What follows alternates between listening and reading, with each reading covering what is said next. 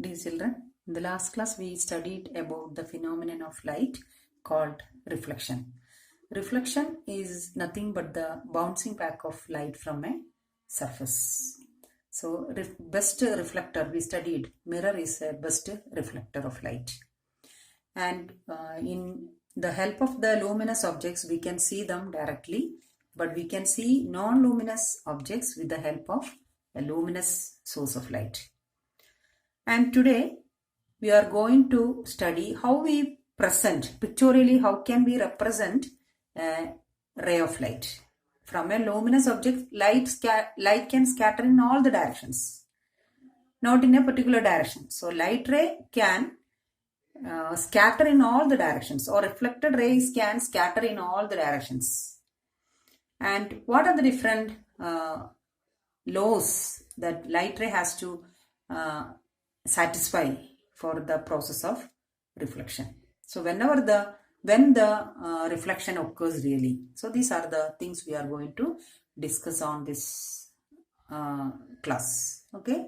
So children, look at the board. We can represent. So suppose this is an electric bulb,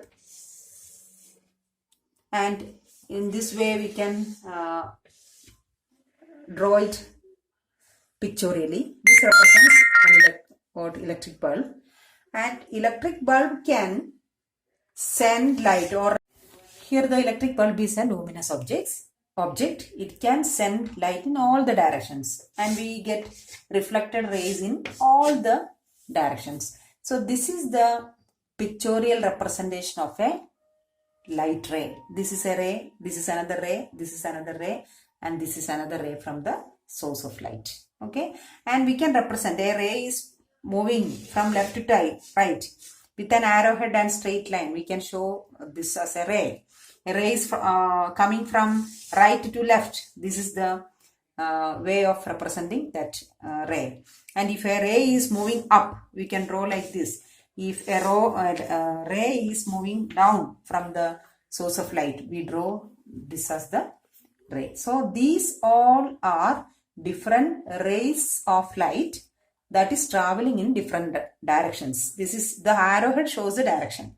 So this is from left to right, this is from right to left, this is from bottom to top, and this is from top to bottom. So in all the directions light ray can reflect from a source of light, and this is the pictorial representation of a light ray.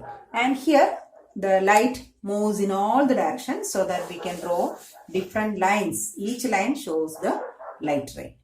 Okay children, and here we draw a mirror. So this is the pictorial representation of a mirror. So this is a mirror, and here one side is a reflecting side.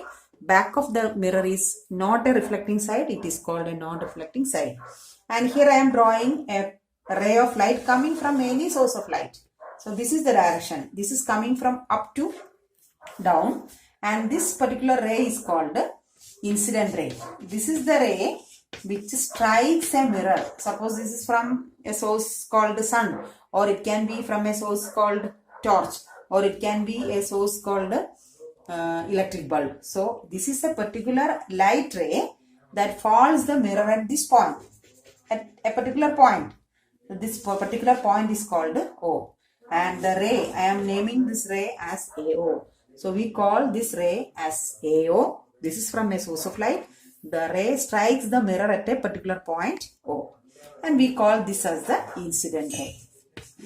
So this is the pictorial representation of a mirror, and this is the ray which strikes the mirror at a point O. And this ray can reflect in any direction. So we studied that reflected ray can scatter in any direction, or it can bounce off from the surface in any direction. But it is not possible for a light ray to move in any direction, because it should satisfy some of the laws of reflection. Clear? And according to this law, the light ray should pass through a single direction. So this is the direction of the ray coming from the mirror, or coming from the mirror at the point O. We call this is the ray after reflection. We call this as the reflected ray. this ray as the reflected ray. So first ray is the incident ray, that is the ray strikes the mirror at the point O, and I am naming this as B, and this ray is from the mirror to down, and this is OB, this is the reflected ray, or this is the ray after suffering the process of or phenomenon of reflection at the point O. So this is the ray incident or strikes the mirror at the point O. This is the ray coming or bounces back or sent back from the mirror, and this is called a reflected ray. Okay, so these two are the ray, but this is a direction. This is from up to down, and this is from the mirror to down. Clear? And from the picture it is understood that there are two rays. One is an incident ray, second one is a reflected ray. So, and the ray AO can move only in this direction because this particular light ray has to satisfy some conditions of reflection. According to the laws only, the light ray can move. So it cannot move in all the directions, and it will satisfy some laws of reflection. There are two laws of reflection. And to study more about the light of reflection, what we want to do is, we just draw a normal. This is to study about the laws of reflection, and we just draw a normal at the point of incidence. This is a particular line drawn, or this is a perpendicular drawn, or this is a straight line drawn at the point of incidence. We call this is a normal. It is not a ray. We are drawing just a line through the point O perpendicular to the surface of the mirror. So this OC is the normal drawn. These two are rays. This is incident ray, this is reflected ray. But the center line or CO is not a ray, but it is a normal or a perpendicular line drawn exactly at the point O.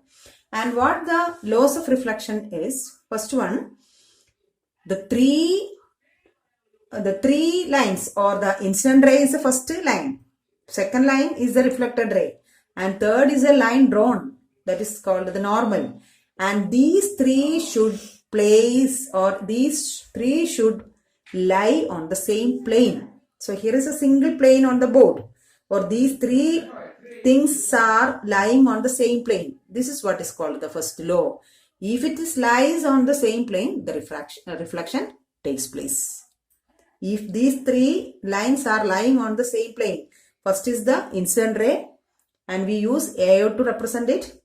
Second ray is called OB. We draw OB to represent the reflected ray, and here we drawn a normal at the point of incidence. That normal is called CO, and these three are lying on the same plane of this blackboard. So that is the first law of reflection. If these things are three things are lying on the, or three lines are lying on the same plane, the refraction will takes place for the ray AO. Clear? And that is the first law. And second law, the angle of reflection, angle of incidence. This is the angle made by, incident ray and the normal. This is angle of incidence. We write angle of incidence, I, small letter I. And here, this is the ray after reflection, and this is the normal. So angle made by the reflected ray and the normal is called angle of reflection. Small letter R is used to denote it. So angle I is the angle of incidence, or that is the angle made by incident ray and the normal. And R, angle R is the angle made by normal and the reflected ray. The angle I must be equal to angle R, or the angle, incident angle will be always equal to the reflecting angle. Suppose the ray strikes the mirror at the point 30 degree, then the reflected angle also will be 30 degree. If I is equal to 60 degree, the reflected angle also will be equal to 60 degree. Clear? If the angle I is equal to 100 degree, then R will also be equal to 100 degree. So this is the second law of reflection. Okay. So whenever a light ray satisfies these two conditions, first condition, these three must be lie on the same plane. And second law, the angle of incidence is equal to angle of reflection. If this is 75, this also should be 75. If this is 95, this also should be 95. These are the two laws of reflection. Let me repeat the laws once again. The first law, the incident ray, the reflected ray, and the normal. Normal is not a ray. That is a line drawn at the point of incidence. These three must lie on the same plane. Same plane. That is the first condition for reflection.